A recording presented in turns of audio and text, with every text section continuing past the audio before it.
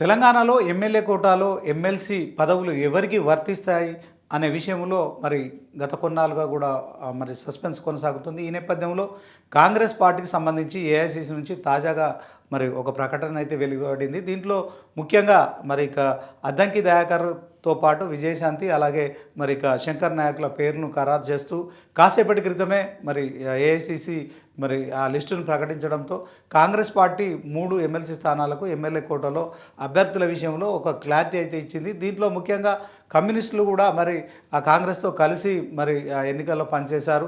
So ఆ సమయంలో కూడా మరి కమ్యూనిస్టులకు కూడా 2 ఎమ్మెల్సీ స్థానాలు కావాలని పట్టుబట్టారు. అయితే కాంగ్రెస్ ముందుగానే మరిక తనకున్న బలంతో 3 ఎమ్మెల్సీ స్థానాలకు సంబంధించిన అభ్యర్థులను ప్రకటించడం కావచ్చు, అలాగే మరొక అభ్యర్థి విషయంలో మరి ఆ కమ్యూనిస్టులకు కూడా కేటాయిస్తుందని స్పష్టమవుతున్న నేపథ్యంలో మరి కామ్రేడ్లు కూడా మరి ఒక ఎమ్మెల్సీ స్థానం కోసం ఆ పార్టీలో కూడా మరి ఒకరిద్దరు పోటీ పడుతున్నారు. దాంట్లో ముఖ్యంగా చాడా వెంకటరెడ్డి అయితే తో పాటు మరొక ఖమ్మంకు సంబంధించిన సిపిఐ నాయకుడు కూడా పోటీ పడుతున్నారు. ఈ నేపథ్యంలో ఓవరాల్గా చూసుకున్నట్టే బీఆర్ఎస్ పార్టీ కూడా మరి తనకున్న సంఖ్యాబలం ప్రకారంగా అంటే ఓవరాల్గా తెలంగాణ రాష్ట్రంలో 119 ఎమ్మెల్యే స్థానాలు ఉండగా దీంట్లో ప్రతి ఎమ్మెల్యే ఈ ఎమ్మెల్సీ కోటాలో ఖచ్చితంగా నెగ్గుకు రావాలంటే సుమారు 20 ఓట్లు అవసరం ఉంటాయి. అయితే ప్రస్తుతం కాంగ్రెస్ పార్టీకి మరి బీఆర్ఎస్ పార్టీ ఎమ్మెల్యేలతో కలుపుకుంటే ఆ పార్టీ సొంతగా 64 స్థానాల్లో గెలుచుకుంది.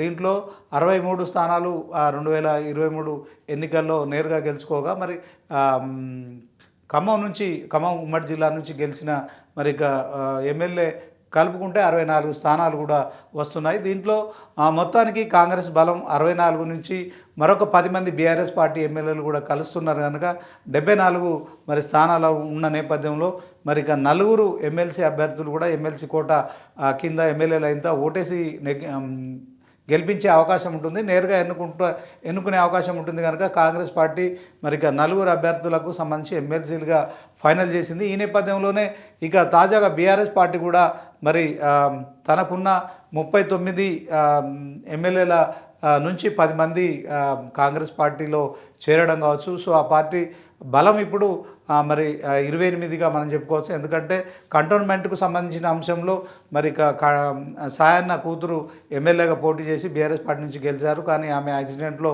చనిపోయిన తర్వాత మరి అక్కడ మరొకసారి ఉప ఎన్నిక జరిగింది. ఇక అక్కడ శ్రీ గణేష్ కూడా కాంగ్రెస్ పార్టీ అభ్యర్థిగా కూడా విజయం సాధించారు. ఎమ్మెల్యేగా కంటోన్మెంటు కూడా కలవడంతో కాంగ్రెస్ బలం 64తో పాటు మరి కమ్యూనిస్టులకు సంబంధించిన 65తో పాటు మరి ఇప్పుడు ఓవరాల్గా 10 మంది పార్టీ మారిన బీఆర్ఎస్ నుంచి కాంగ్రెస్ పార్టీకి మారిన ఎమ్మెల్యేలను కలుపుకుంటే 75గా ఉంది.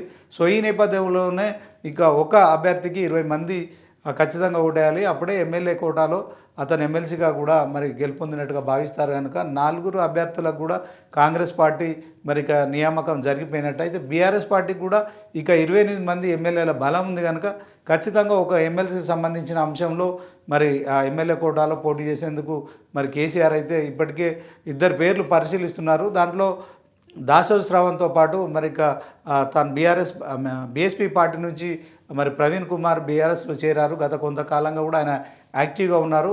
మరి బీఎస్పీ పార్టీ నుంచి ప్రవీణ్ కుమార్ వస్తున్న క్రమంలోనే ఆయనకు సముచిత స్థానం ఇస్తామని చెప్పి కేసీఆర్ చెప్పిన సంగతి మనకు తెలిసిందే. ఈ నేపథ్యంలో మరి దాసోజు శ్రవణ్ అలాగే మరి బీఎస్పీ పార్టీకి సంబంధించిన ఆర్ఎస్ ప్రవీణ్ కుమార్ పేరు కూడా ప్రముఖంగా వినిపిస్తున్నాయి. ఇప్పుడు కేసీఆర్ ఈ ఇద్దరిలో ఎవరో ఒకరిని నియమించాలనుకుంటున్నారు. ఎట్ ద సేమ్ టైం మరొక కొత్త ప్రచారం కూడా జరుగుతోంది. కేసీఆర్ 2 ఎమ్మెల్యే కోటకు సంబంధించిన అంశంలో 2 అభ్యర్థులను కూడా పోటీలో ఉంచే ఆలోచన చేస్తున్నట్టు స్పష్టమవుతుంది. ఒకవేళ ఈ ఏవైతే 4 ఎమ్మెల్సీ స్థానాలకు ఏకగ్రీవంగా మరి ఆమోదించే క్రమంలో కేసీఆర్ ఏదైతే మరొకసారి 10 మంది పార్టీ మారిన ఎమ్మెల్యేలతో పాటు మరి ఓవరాల్గా 28 + 10 అంటే 18 వాళ్ళు ఇప్పటికీ ఇంకా బీఆర్ఎస్ ఎమ్మెల్యేలు కూడా మరి పరిగణించే పరిస్థితి ఉంటుంది కనుక వాళ్ళు కాంగ్రెస్కు మద్దతు చెప్పినప్పటికీ కూడా ఆ 10 మంది కోసం మరొకసారి ఆయన ఒక పరీక్ష పెట్టాలని భావిస్తున్నట్టు తెలుస్తోంది. ఎందుకంటే 18 మంది కనుక ఖచ్చితంగా ఉంటే ఇంకో 2 కనుక మరి ఎంఐఎం పార్టీ కావచ్చు, తర్వాత ఎంఐఎం పార్టీకి సంబంధించి మరి సపోర్ట్ చేస్తే ఖచ్చితంగా 2 ఎమ్మెల్సీలు కూడా మరి బీఆర్ఎస్ ఖాతాలోకి వచ్చే పరిస్థితి ఉంటుంది. అయితే ఆ విషయంలో మరి ఏకగ్రీవం కాకుండా అది ఎన్నిక వరకు వెళ్ళే పరిస్థితి ఉంటుంది కనుక మరి 18 మందిలో మరి 10 మంది పార్టీ మారిన ఎమ్మెల్యేలు ఖచ్చితంగా వారు ఓటు ఎవరికి వేస్తారనే విషయంలో కూడా మరి ఒక టెన్షన్ అయితే కనిపిస్తుంది. సో నిజంగా కేసీఆర్ కనుక మరి ఈ ఓటింగ్కి వెళ్ళిన క్రమంలో ఇప్పుడున్న పార్టీ మారిన ఎమ్మెల్యేలకు ఇది ఒక పెద్ద చిక్కుముడిగా భావించవచ్చు. సో వాళ్ళు ఓటేసే క్రమంలో అక్కడ ఉన్న ఏజెంట్కు ఖచ్చితంగా తాము ఎవరికి ఓటేస్తున్నామని చూపించాల్సి ఉంటుంది. అదే సమయంలో కూడా చూపించకుండా ఓటేసే అవకాశం కూడా ఉంటుంది. కానీ కేసీఆర్ ఎప్పుడు కూడా ఖచ్చితంగా తన రాజకీయ దాంట్లో వ్యూహాల్లో ఇప్పుడు తాజాగా రెండో అభ్యర్థిని కూడా ఎమ్మెల్సీగా నియమించాలి. సో దాంట్లో పోటీకైనా వెళ్దామనే ఆలోచనతో ఉన్నట్టున్నారు. కానీ అదే కనుక జరిగితే ఎన్నిక జరిగే అవకాశం ఉంటుంది కనుక 10 మంది ఎమ్మెల్యేలు మరి ఇప్పటికే కాంగ్రెస్ పార్టీలో చేరిన తర్వాత వాళ్ళు కొంత అసంతృప్తిగా ఫీల్ అవుతున్నారు. బీఆర్ఎస్ పార్టీలోనే ఉంటే బాగుండనే ఒక ఆలోచన కనిపిస్తోంది. అందుకని ఆ 10 మంది కూడా ఈ మధ్య కాలంలో మరి ఇక దానం నాగేందర్ నివాసంలో కలుసుకున్నారు. సో సుప్రీంకోర్టు ఆదేశాలు కూడా ఉన్నాయి. సో ఈ పార్టీ మారిన ఎమ్మెల్యేల విషయంలో స్పీకర్ కూడా నిర్ణయం తీసుకోవాలని చెప్పి ఆదేశాలు కూడా వస్తే కనుక మరి అతి త్వరలో మరి మనం పూర్తిగా ఈ పదవి ఎమ్మెల్యే పదవులకు మనల్ని అనర్హులుగా ప్రకటిస్తారా? సో అప్పుడు మన భవిష్యత్తు ఏంటి? మరి బీఆర్ఎస్ పార్టీకి సంబంధించిన బీఫామ్ మీద గెలిచినాం కనుక ఖచ్చితంగా ఈ అంశంలో కనుక మరి స్పీకర్ కనుక అనర్హులుగా పేర్కొంటే వచ్చే ఉప ఎన్నికల్లో మరి మనం పోటీ చేసే క్రమంలో కాంగ్రెస్ నుంచి పోటీ చేస్తే మరి గెలుస్తామా, లేకుంటే మరొకసారి బీఆర్ఎస్ పార్టీ నుంచి పోటీ చేయడమా?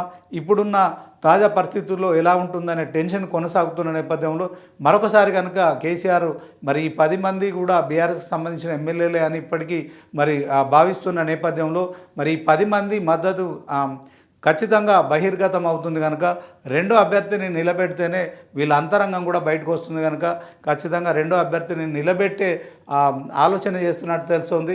అయితే ఈ ఆలోచన కనుక మరి ఖచ్చితంగా తెలంగాణ రాష్ట్ర రాజకీయాల్లో ఒక సంచలనమైన వాతావరణం మరొకసారి సంచలనంగా మారే అవకాశం ఉంటుంది.